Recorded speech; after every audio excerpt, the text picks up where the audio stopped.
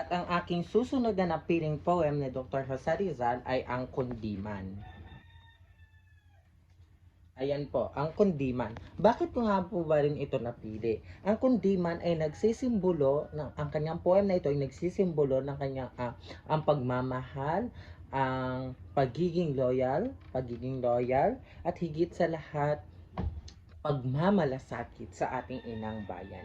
At kung mapapansin nyo dito sa aking drawing, may makikita rin kayong isang magandang Philippine flag.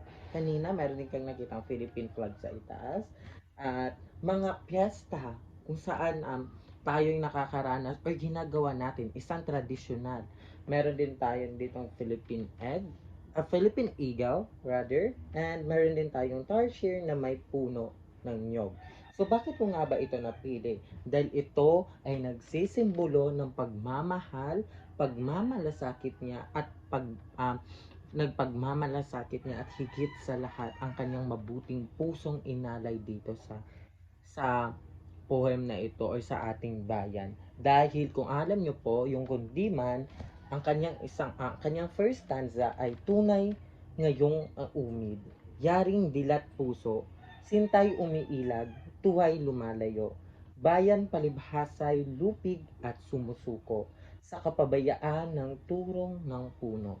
Kasi kung mapapansin nyo o kung alam niyo na ang mga Pilipino ay paminsan sumusuko agad sila sa hirap ng buhay.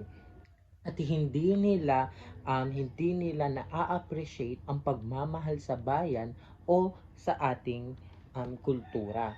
At ngayon ay sinabi o pinapahiwatig ng ating pambansang bayani na kung saan isa puso ang mga wika ng Filipino, pagmamahal sa bayan at higit sa lahat pagmamahal sa ating sariling kultura.